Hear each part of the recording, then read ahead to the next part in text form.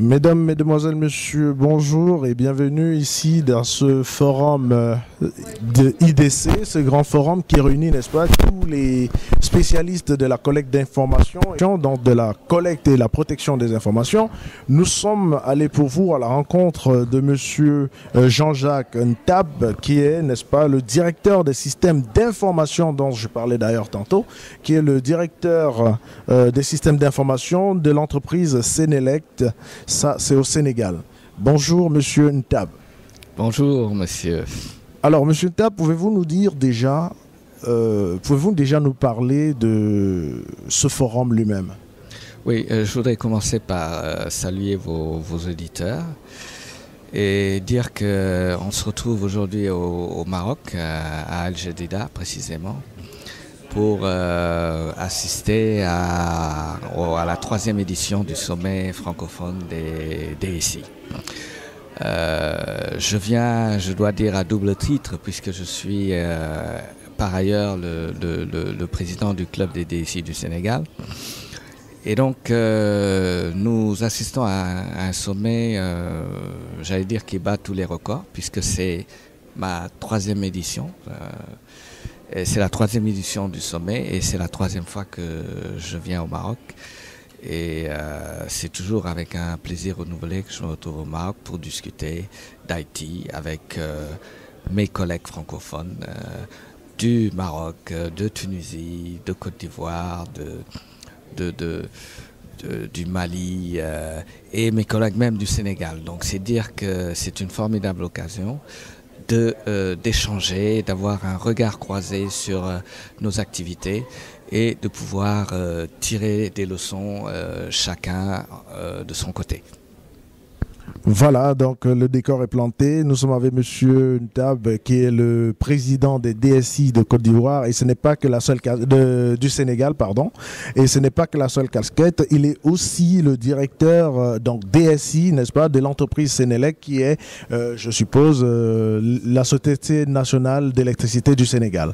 Voilà. Donc aujourd'hui, vous êtes présent ici dans ce sommet des DSI organisé par IDC. Et pouvez-vous nous dire comme ça, vous, en tant que DSI, qu'est-ce qui, jusqu'à présent, ne marche pas, hein? Si on est là, c'est parce qu'il y a un problème.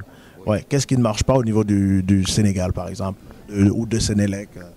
Alors, on va être optimiste, parce que, bon, je pense que on va parler des choses qui marchent.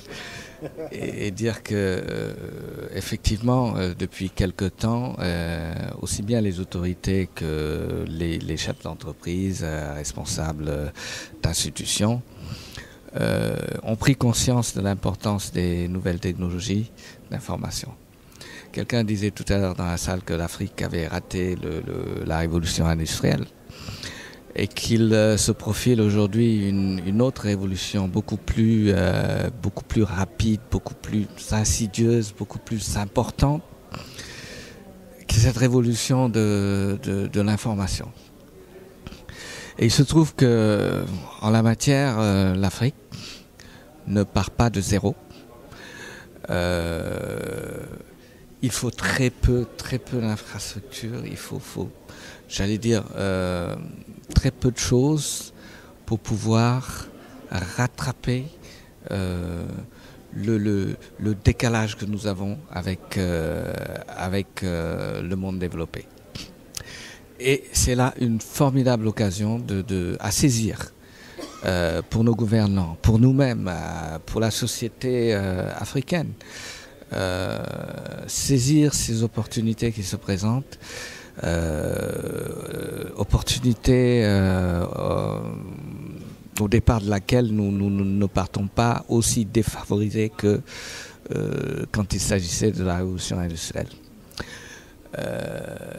Nous avons des compétences, nous pouvons encore les développer, nous pouvons rattraper le retard qui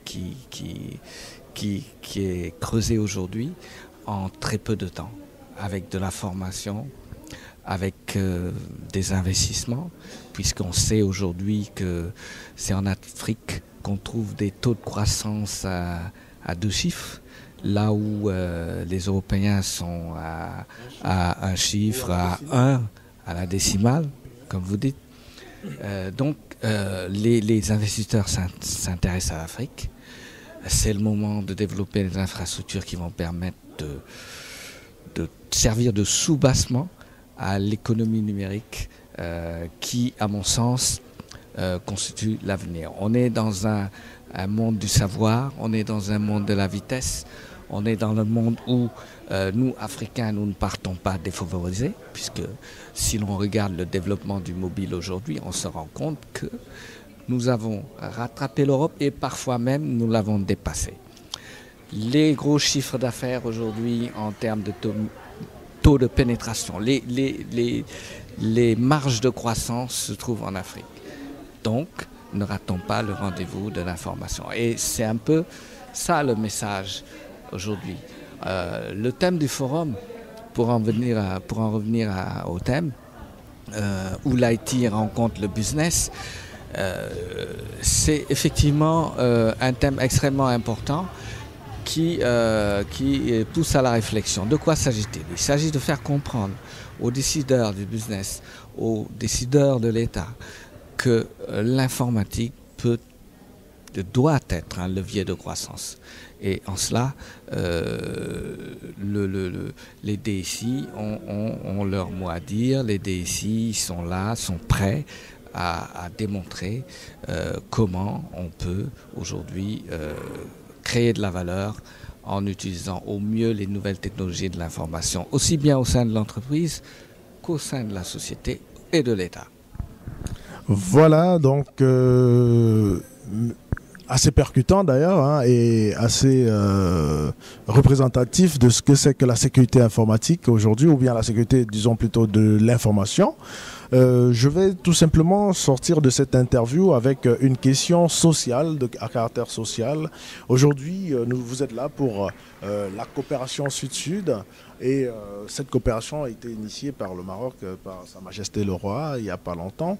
Et aussi, Sa Majesté le Roi aussi avait prôné pour l'intégration en 2015, l'intégration donc des subsahariens, ces migrants qui continuent à mourir dans la mer Méditerranée. Aujourd'hui, nous nous posons la question de savoir, malgré tous les efforts qui sont faits au Maroc, malgré toutes les efforts qui sont faits au Maroc, l'intégration, l'année dernière c'était la régularisation, pourquoi est-ce qu'ils continuent à affluer d'abord au Maroc et pourquoi est-ce qu'ils continuent à vouloir aller en Europe? Nous nous posons la question de savoir s'il ne faudrait pas encore mieux regarder vers le bas. Qu'est-ce que vous pensez qu'au niveau du Sénégal, ça ne marche pas pour que ces jeunes continuent à aller tenter leur aventure vers l'Europe? D'abord, je voudrais m'incliner devant ce drame extraordinaire qui nous fait regarder des gens mourir aux berges de l'Europe. Et en même temps, donner un message d'espoir. Parce que je pense que si l'on assiste à ce drame qui a pris d'ailleurs des proportions extraordinaires ces derniers jours, c'est d'abord pour le regretter et dire que si ces personnes se retrouvent à frapper aux portes de l'Europe, c'est parce qu'ils n'ont pas trouvé ce qu'il faut sur place. J'écoutais le témoignage d'un rescapé la dernière fois qui m'a donné les larmes aux yeux. Il disait effectivement, il est né dans une famille où tous les matins quand il se réveillait, la question essentielle, l'unique question, c'était qu'est-ce qu'on va manger? Et il est naturel, et quand on est dans une situation pareille, qu'on cherche des solutions de survie. Cela étant dit, nous sommes tous responsables de cette situation. Chacun dans la situation où il se trouve, mais surtout les États, ceux pour qui, j'allais dire, nous travaillons, ceux qui ceux qui nous sont redevables. Parce qu'en réalité, s'ils sont là, c'est grâce à nous, c'est pour nous. Et donc il y a là un défi important à relever, c'est le défi du chômage. Il faut absolument trouver un emploi à chaque jeune, il faut trouver un emploi à chaque Sénégalais, à chaque Camerounais, à chaque Ivoirien, là où il naît. C'est vrai qu'on est dans un monde global, mais plus il se globalise, plus les frontières se ferment, paradoxalement.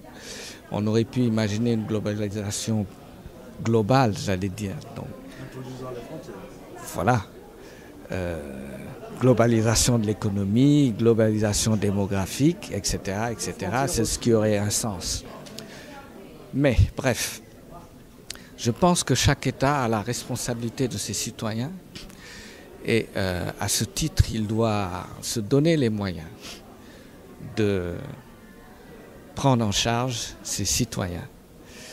Et c'est la leçon qu'on peut tirer aujourd'hui. Il faut qu'on se penche sur la question, il faut qu'on ramène les gens à la terre. L'Afrique aujourd'hui, c'est un continent le plus vaste en termes de terres cultivables. Et ce sont des sociétés étrangères qui viennent acheter ces terres. Mais pourquoi nous-mêmes nous ne les mettions pas en valeur? Je pense que l'Afrique a des ressources. Elle devrait pouvoir s'appuyer sur ces ressources pour créer le développement. Et ça, c'est le rôle de ceux qui nous gouvernent. Donc tout à l'heure, lors de votre réponse, vous avez parlé aujourd'hui de créer de l'emploi pour l'Africain. Vous ne pensez pas que les Africains, voilà. Vous ne pensez pas qu'aujourd'hui c'est un peu révolu? Ne pensez-vous pas qu'aujourd'hui il est plutôt intéressant d'amener l'Africain dans un système d'entrepreneuriat? Parce qu'aujourd'hui, parler d'emploi, c'est toujours parler d'ouvriers. Donc au final, on ne sort pas du décor. Oui, quand je dis emploi, effectivement, l'emploi a deux dimensions. C'est-à-dire, vous pouvez être employé, vous pouvez être aussi employeur. Donc, il y a effectivement un travail à faire très important dans le mindset des Africains et de tous ceux qui sortent des instituts de formation. Aujourd'hui, il faut qu'on fasse cette mutation qui consiste à se dire et avoir à l'esprit que quand on va dans une école de formation, ce n'est pas toujours pour être l'employé de quelqu'un, mais c'est aussi pour créer des emplois et être des employeurs. Donc, je pense que nos écoles supérieures, nos universités ont compris cet enjeu et font leur mutation petit à petit.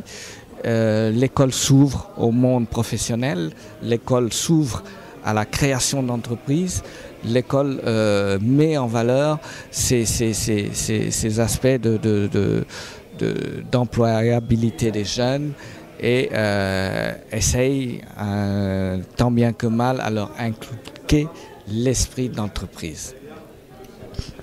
Nous espérons qu'au niveau de Sénélec aussi, c'est quelque chose qui est encouragé. Disons qu'au niveau de Sénélec, nous sommes une entreprise nationale. Nous sommes une entreprise citoyenne également, puisque nous considérons que Sénélec appartient à tous les Sénégalais et que donc dans cet esprit-là, nous sommes ouverts aux écoles, nous avons des partenariats avec les universités et nous interagissons avec évidemment nos clients qui sont tous les Sénégalais. Au mieux, on essaye de faire au mieux. La situation n'est pas toujours idéale, mais chaque jour, nous accomplissons notre part d'effort pour la satisfaction de l'ensemble de notre clientèle. Voilà, merci Monsieur Jean-Jean Tab d'avoir répondu aux questions de la web radio www.rdumboa.com. Nous espérons que vous avez passé un bon forum. Aujourd'hui, c'est la dernière journée. Nous espérons que vous allez bien la terminer. Oui, je pense qu'on va vers la clôture du sommet et nous en tirerons toutes les leçons. Et je remercie vos auditeurs. Air Jumboa. Et je vous remercie de m'avoir donné l'opportunité de m'exprimer sur des sujets Haïti et sur d'autres sujets.